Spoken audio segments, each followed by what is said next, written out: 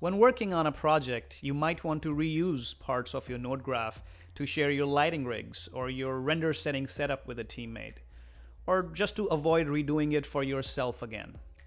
Katana has been designed to make this sharing and reuse process quick and easy using LiveGroups.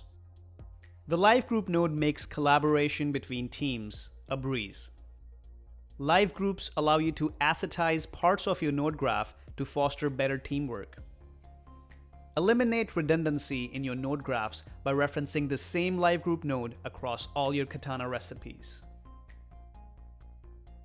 Creating a LiveGroup is easy.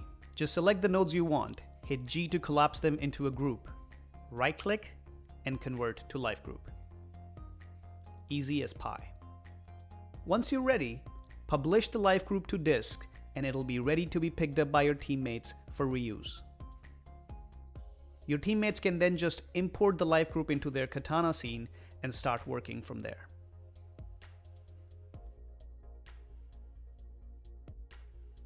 LiveGroups also make iterations easier. Whenever you need to make a change to your LiveGroup node graph, just republish the LiveGroup again, and your teammates downstream can just reload their LiveGroups to get all your changes.